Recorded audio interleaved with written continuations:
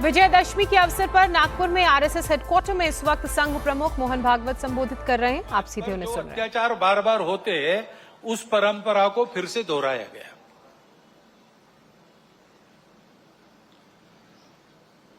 पहली बार वहां का हिंदू संगठित होकर अपने बचाव में रास्ते पर आया, इसलिए कुछ बचाव हो गया। परंतु कहीं कोई गड़बड़ हो, दुर्बलों पर अपना गुस्सा निकालने की ये जो कट्टरपन की प्रवृत्ति है, वो प्रवृत्ति जब तक वहां विद्यमान है तब तक वहां की हिंदू क्या वहां के सभी अल्पसंख्यक उनके सर पे खतरे की तलवार लटकी रहेंगी। उनको आवश्यकता है मदद की। विश्व भर के हिंदुओं की भारत के सरकार की सहायता उनको मिले, ये उनकी आवश्यकता है। परंतु इससे ये ध्यान में आता है और ये ध्यान में आना चाहिए, हिंदू समाज के भी ध्यान में आना चाहिए कि दुर्बल रहना अपराध है।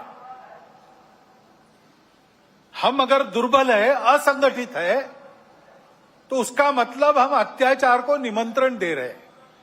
निमित्त कुछ नहीं चाहिए, हम दुर्बल है, यह निमित्त पर्याप्त है।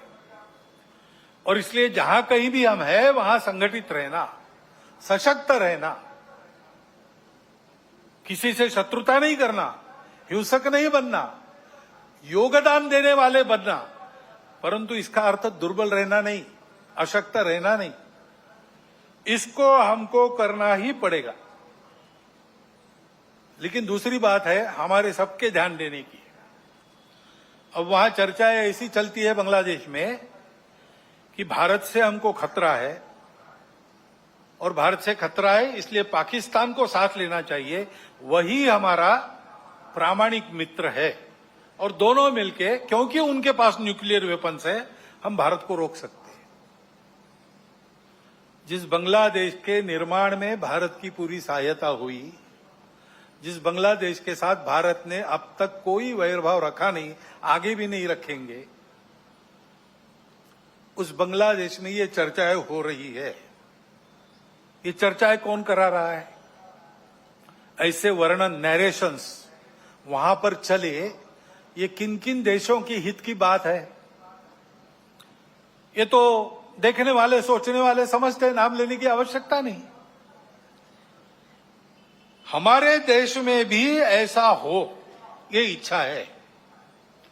क्योंकि भारत बड़ा बनेगा तो सब स्वार्थ के दुकान तो बंद हो जाएंगी और इसलिए भारत का ये सामर्थ्य न बने, ऐसे उद्योग चल रहे हैं। Deep state, wokeism, cultural Marxism, ऐसे शब्द चर्चा में बहुत है। पिछले साल भी मैंने उल्लेख किया था। कुछ लोगों ने कहा था कि अपने यहां तो है ही नहीं। ऐसा नहीं है, अपने यहां है, बहुत पहले से है।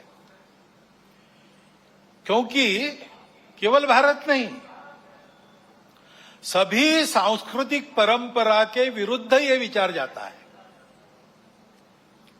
परंपरा से दुनिया में कहीं भी कोई भी समाज जीवन में जो मंगल है, भद्र है, ऐसा मानता है, उसको ध्वस्त करना ये इनके कार्य प्रणाली का अंग है।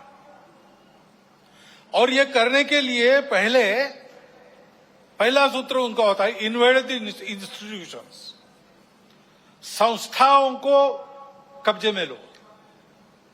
शिक्षा संस्थान है, विद्यापीठ है, शिक्षा व्यवस्था है, माध्यम है, बौद्धिक जगत है, इन सब पर अपनी पकड़ कायम करके उनके द्वारा समाज में विचारों की विकृति का प्रसार करना।